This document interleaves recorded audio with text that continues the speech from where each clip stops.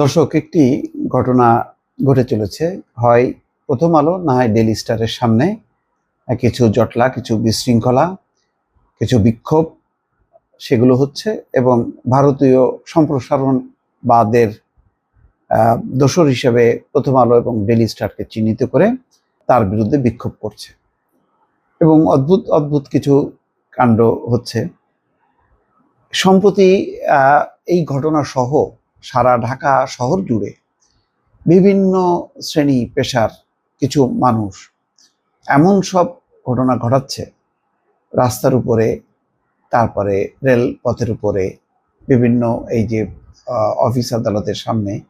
তাদের মনে হচ্ছে যেন একটা অবারিত একটা বিশৃঙ্খল অবস্থা। কারো কোনো নোটিশ করার দরকার নেই, কারোর কোনো দাবি দেওয়া উত্থাপনের দরকার নেই, কারোর কোনো আলোচনার দরকার নেই। তারা যে কোনো সময় আপনি ইচ্ছে করলেই সড়কের উপর অবস্থান নিতে পারেন। যে কোনো কার্যালয়ের সামনে আপনি অবস্থান নিয়ে বলতে পারেন যে না, কালকে থেকে প্রথম আলো প্রকাশ করা যাবে না, ডেইলি স্টার প্রকাশ করা যাবে না। এই ঘটনাগুলো দিনকে দিন কিন্তু বাড়ছে এবং এটি দেশীয় এবং আন্তর্জাতিক মহলের কাছে যে বার্তাগুলো পৌঁছাচ্ছে সেগুলো কিন্তু খুবই খারাপ সিগন্যাল। ইতিমধ্যে বেশ কিছু আন্তর্জাতিক সংগঠন বিবৃতি দিয়েছে, তাতে গণমাধ্যমের স্বাধীনতার কথা বলা হয়েছে এবং বলা হচ্ছে এক ধরনের উগ্রতা তৈরি হচ্ছে। আমি দর্শক নিশ্চয়ই বুঝতে পারছেন যে আমি কি বোঝানোর চেষ্টা করছি। সেই ঘটনাগুলো কিন্তু আলটিমেটলি পরাজিত পক্ষ, যারা দেশ ছেড়ে পালাতে বাধ্য হয়েছে, তাদের হাতকে শক্তিশালী করছে এবং ট্রাম্পের সেই কথা যে বাংলাদেশ এখন একটা বিশৃঙ্খল পরিস্থিতির মধ্যে আছে, সেই কথাটাকেই কিন্তু প্রমাণ করে দিচ্ছে বা প্রতিষ্ঠা করে দিচ্ছে যে সত্যি সত্যি বাংলাদেশে একটা বিশৃঙ্খল আছে, কারণ বাংলাদেশে কোনো গণতান্ত্রিক সাংবিধানিক শাসন নেই বা সরকার নেই। তেমনই একটি ঘটনা যে প্রথম আলোর কার্যালয়ের সামনে সড়কে আজ রোববার দিনভর অবস্থান নিয়ে বিশৃঙ্খলা সৃষ্টির চেষ্টা করেছে একদল ব্যক্তি। এতে রাজধানীর বৃহত্তম কাঁচা বাজার আড়ত কারণ বাজারের প্রধান সড়কটিতে যান চলাচলে প্রতিবন্ধকতা তৈরি হয়। আইন শৃঙ্খলা রক্ষাকারী বাহিনী বারবার অনুরোধ করার পরও তারা সরে যায়নি। সন্ধ্যার পর পরিস্থিতি স্বাভাবিক রাখতে যৌথ বাহিনী তাদের সরিয়ে দেয়। এ সময় পুলিশ পরিস্থিতি সামাল দিতে কাঁদানে গ্যাসের সেল নিক্ষেপ করে, সাউন্ড গ্রেনেড ছোড়ে। বিশৃঙ্খলাকারীদের আঘাত ও তাদের ছোড়া ইট পাটকেলে পুলিশের তেজগাঁও থানার ভারপ্রাপ্ত ওসি মোহাম্মদ মোবারক হোসেন সহ 6 জন পুলিশ আহত হয়েছে, তাদের চিকিৎসা করা হচ্ছে।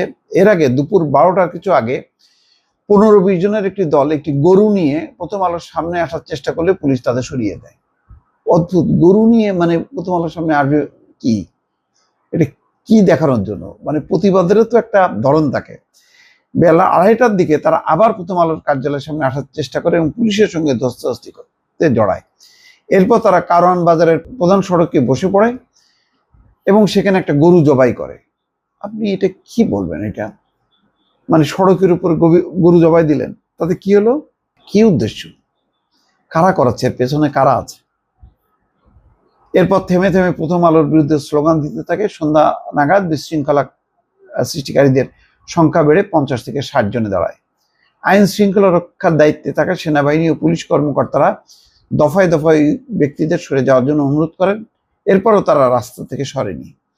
সন্ধ্যায় সারা দেশ থেকে কারওয়ান বাজারে সবজি সহ নিত্য পণ্যবাহী গাড়ি আসা সময় পুলিশ তাদের সরে যেতে সময় বেঁধে দেয়। ওই সময় ওই ব্যক্তিরা আরো উচ্ছৃঙ্খল হয়ে ওঠে। তখন পুরো কারওয়ান বাজারে এক ধরনের আতঙ্ক তৈরি হয়। ব্যবসায়ীদের অনেকে দোকান পাট বন্ধ করে দেয়। মেট্রো রেলের কারওয়ান বাজারের প্রবেশের অংশের ফটকও বন্ধ করে দেওয়া হয়। তবে আইন শৃঙ্খলা বাহিনীর সদস্যরা বাঁশি বাজিয়ে তাদের সরানোর চেষ্টা করেন। এই সময় ধাক্কাধাক্কি শুরু হয়। আইন শৃঙ্খলা রক্ষাকারী বাহিনী লক্ষ্য করে কয়েকজন ইট পাটকেলও মারে। যাই হোক, এই যে একটা বিশৃঙ্খল অবস্থা, যারা আইন শৃঙ্খলা বাহিনীর সদস্য, পুলিশ বা অন্যান্য বাহিনী, তারা কিন্তু অত্যন্ত ধৈর্য ধরে পরিস্থিতির মোকাবেলা করছে। শুধু কল্পনা করেন যে এই ধরনের ঢাকা শহরে সম্প্রতি যা ঘটছে, এই ধরনের ঘটনা যদি শেখ হাসিনার আমলে হইতো তাহলে কি অ্যাকশন হইতে পারতো বুঝতে পারেন। এখন আপনি গণতন্ত্রের সুযোগ নিয়ে আপনি কতটুকু কি করবেন, এটা আমার ধারণা যে তাদেরকে নির্ধারণ করা উচিত। আর সরকারেরও সবকিছুর একটা ধৈর্যের সীমা বেঁধে দেওয়া উচিত যে এইটুক পর্যন্ত তারা অ্যালাউ করবে, এরপরে তারা অ্যালাউ করবে না। দর্শক ভালো থাকবেন, আল্লাহ হাফিজ।